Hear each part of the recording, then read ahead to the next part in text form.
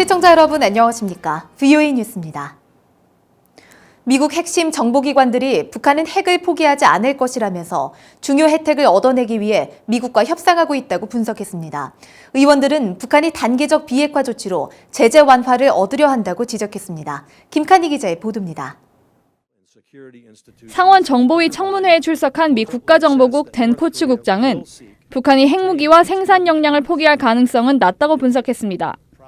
북핵은 정권 생존의 필수적 수단이라는 것입니다. And is unlikely to completely give up its nuclear weapons and production capabilities because its leaders ultimately view nuclear weapons as critical to regime survival. 댄 코츠 국장은 그러면서 북한은 미국과 국제사회로부터 중요한 혜택을 얻어내기 위해 부분적 비핵화 조치에 대한 협상을 추진하고 있다고 밝혔습니다. 1년 넘게 핵미사일 시험을 하지 않았지만 되돌릴 수 있는 방식으로 대량 살상무기 시설의 일부를 폐쇄했다고 지적했습니다. 미 중앙정보국 CIA의 진화 하스펠 국장은 인권 개선을 위한 북한의 중요한 변화는 없다고 평가했습니다. 또 북한이 미국과 대화를 중요하게 여기고 있지만 여전히 장거리 미사일 개발에 전념하고 있다고 비판했습니다. Ultimately, the objective is to lessen that threat by getting them to declare their program and then ultimately dismantle the program. 북한의 대륙간 탄도미사일 ICBM 역량과 군사적 위협은 달라지지 않았다는 지적도 나왔습니다. There still is a substantial military capacity that Kim Jong-un wields. 70% of his forces are along the DMZ. So the capabilities and threat that existed a year ago are still there. 의원들은 북한이 노리는 것은 핵무기 포기가 아니라 제재 완화라고 밝혔습니다. I think Kim Jong-un is putting on a show to appear reasonable and willing to talk for purposes of luring us into a step-by-step sanctions reduction where he destroys some outdated missile factory.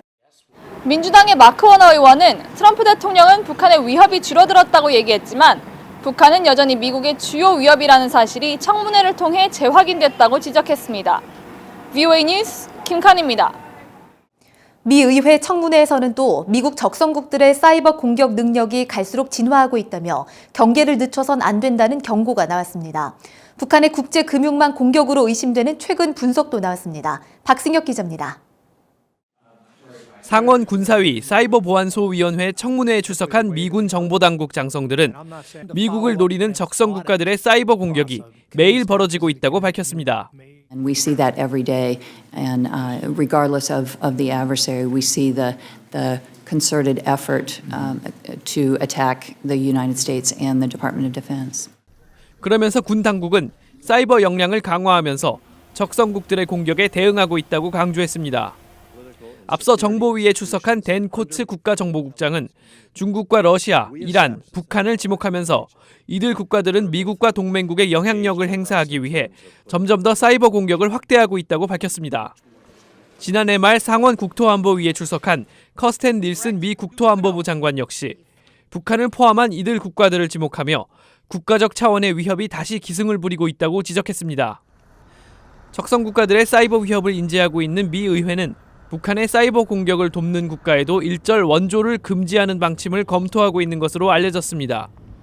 이런 가운데 미 사이버 보안업체 시멘텍은 보고서를 통해 최근 서아프리카 4개국 은행을 대상으로 자행된 사이버 공격이 북한 해커들의 소행일 가능성을 제기했습니다.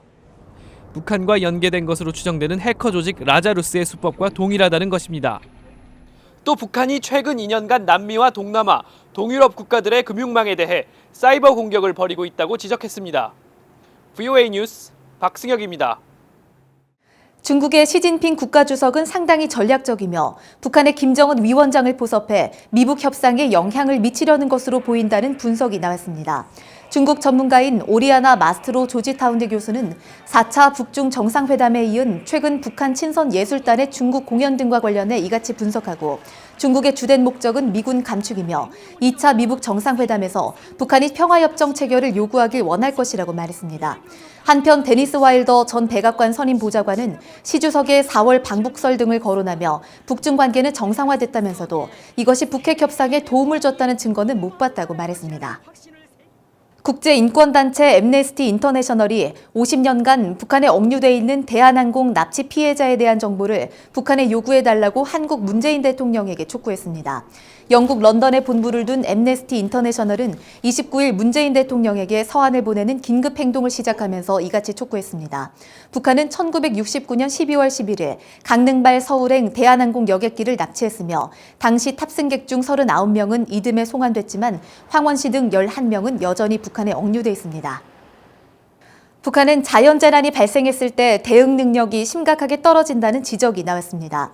29일 한국의 서울대병원에서 열린 북한의 재난의료지원체계 수립 심포지엄에서 노영선 서울대병원 응급의학과 교수는 북한에서는 폭우와 폭풍 등 풍수해가 심각하며 2007년 이후 대규모 자연재해로 1,500명이 넘게 사망했다며 이같이 밝혔습니다. 또 풍수해로 인한 감염병 등 2차 피해는 파악조차 어렵다며 북한의 재난의료체계 구축이 필요하다고 주장했습니다. VOA 뉴스 마칩니다. 시청해주신 여러분 고맙습니다.